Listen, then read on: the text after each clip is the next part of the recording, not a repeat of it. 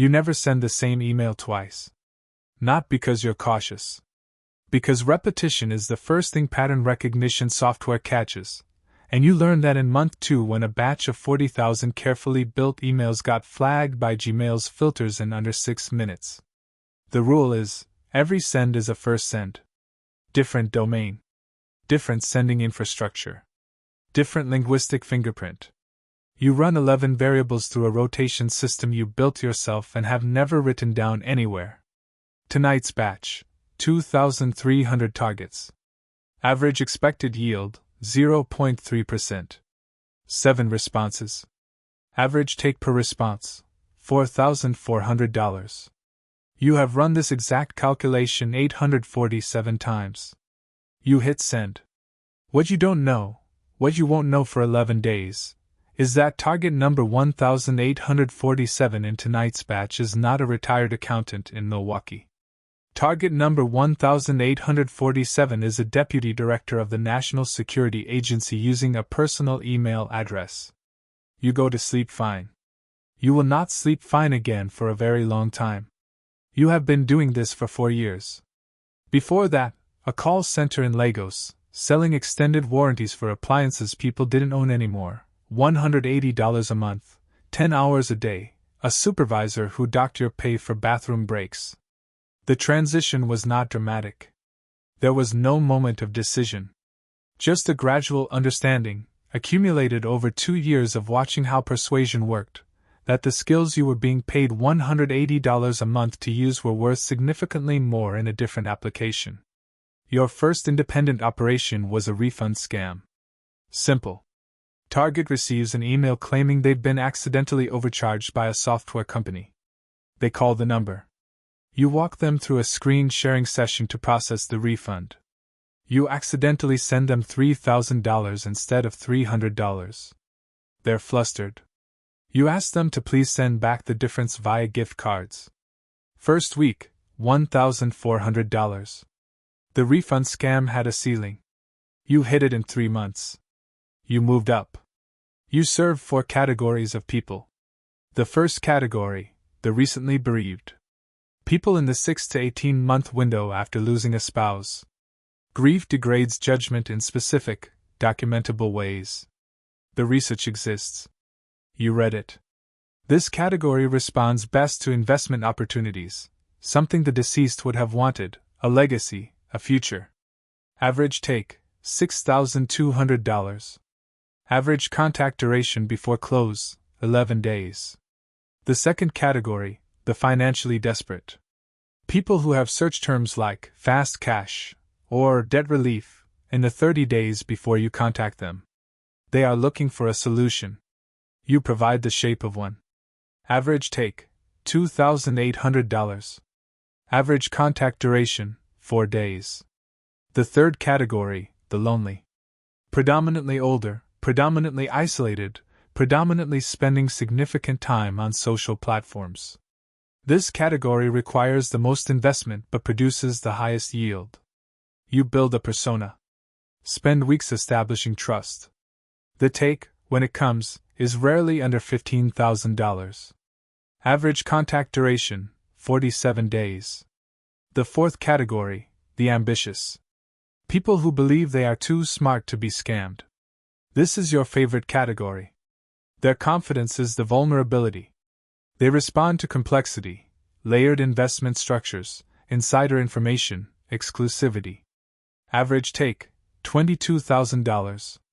Average contact duration, 23 days. You don't think of them as people while you're working. You think of them as categories with behavioral profiles and yield projections. This is the professional discipline that makes you effective. It is also the thing you will not be able to explain to anyone who hasn't done it.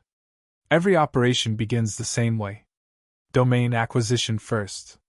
You buy in bulk, 200 to 300 domains per month, through registrars in jurisdictions with weak WHOIS enforcement. The domains mimic legitimate institutions, financial advisors, government agencies, law firms. Close enough to be convincing at a glance. Different enough to survive a basic trademark check. Infrastructure second. Each domain runs on dedicated sending infrastructure, not shared hosting, not services that get blacklisted. Purpose-built virtual private servers, rotated every 14 days, IP addresses sourced from residential proxy networks to make sends appear to originate from normal home computers in normal neighborhoods. The email construction third. This is where most operators fail. They use templates. You never use templates. Every send is generated through a language model you fine-tuned yourself on 3 years of successful social engineering transcripts. The output is varied, natural, statistically different enough across a batch that linguistic fingerprinting tools cannot cluster them. The call center fourth. You run 7 operators across 3 time zones. They work from scripts you wrote but are trained to deviate naturally, to respond to objections, to handle skepticism, to recognize the specific moment when a target has decided to comply and to close before that decision reverses. Monthly revenue, $340,000. You have never met any of your operators in person. You communicate through an encrypted platform you built yourself. You pay in cryptocurrency through a mixing service that routes through 4 jurisdictions before reaching their wallets. The operation is, by any objective measure, a well-run business. Day 11 after the batch that included target 1847. Your infrastructure monitor flags an anomaly. One of your sending domains has received a DNS lookup from an IP block you don't recognize. Not a consumer ISP. Not a corporate network. A government IP range. You burn the domain. Standard procedure. Day 13. Second flag. Different domain. Same IP block range. You burn that domain too. Spin up replacements. Rotate the entire sending infrastructure 72 hours ahead of schedule. Day 15. Third flag. Different IP block. Wider range. Multiple agencies. Your stomach does something it hasn't done in 4 years. You shut down all active sends. Dark completely. Tell your operators there's a technical issue. Give them 2 weeks paid. Day 17. You check the news. Nothing. Day 19. Still nothing. You tell yourself it's routine. That government IP blocks scan everything. That you're pattern matching threat into coincidence. Day 21.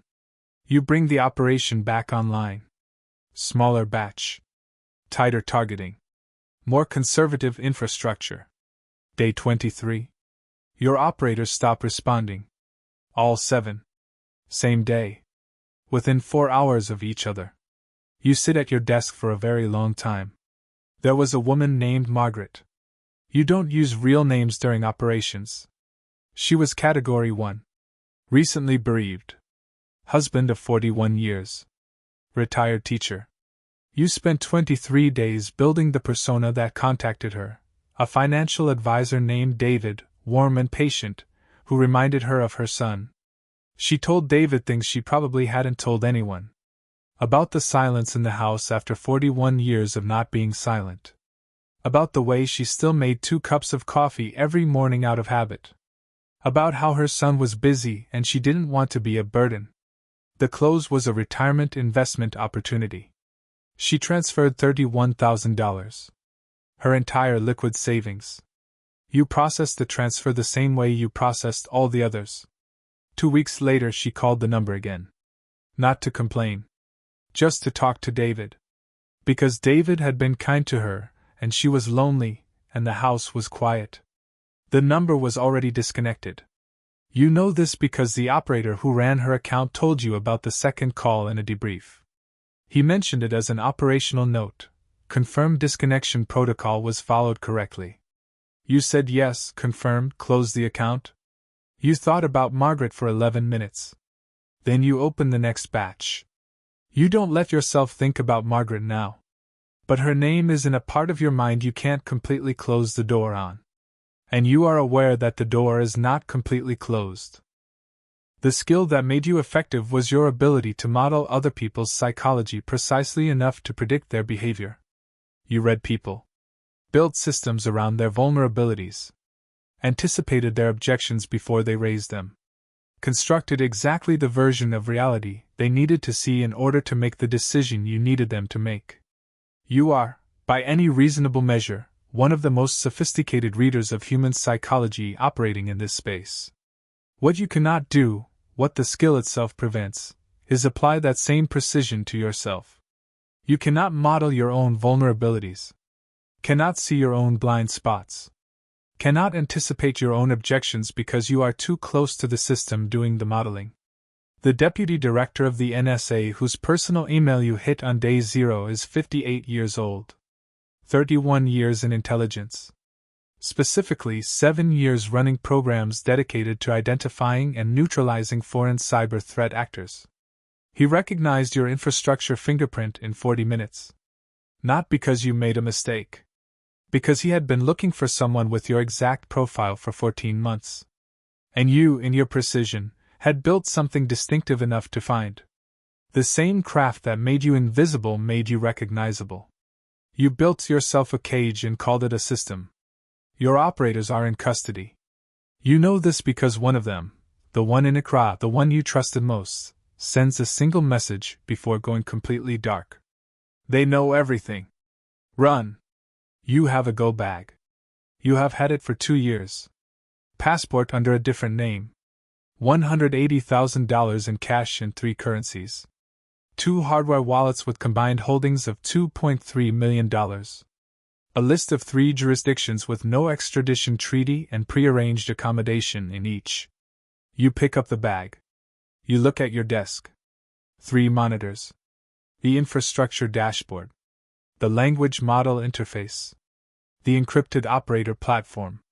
4 years of everything you built. You leave it all running. Not out of sentimentality. Because turning it off would confirm to whoever is watching that someone was there to turn it off. You take the bag. Take the stairs. Leave through the building's service exit. You are on a flight in 4 hours. In the air you open a secure browser on a clean device and search your operational name for the first time. What you find takes 12 minutes to fully process. 3 federal agencies. 2 international partnerships. A task force with a name. A press statement using the phrase, "Sophisticated transnational cybercrime operation." And a number. The number of identified victims.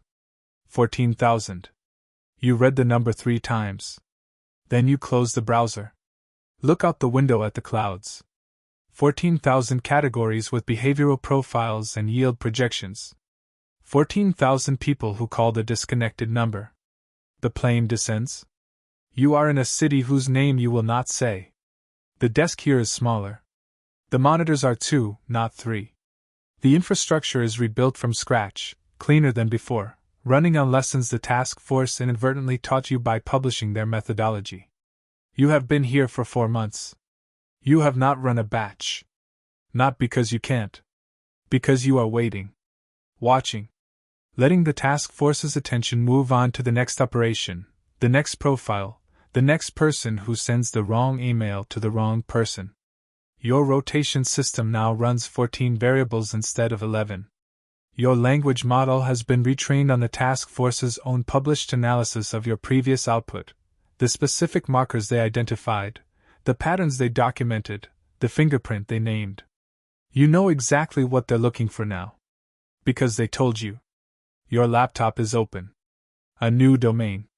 New infrastructure. New batch. 2,300 targets. You run the calculation one more time. Average expected yield, 0.3%. 7 responses. Average take per response, $4,400. You have run this calculation 848 times. You hover over send. Somewhere in a federal building a task force is looking for you. Somewhere a woman is making 2 cups of coffee out of habit. You hit send.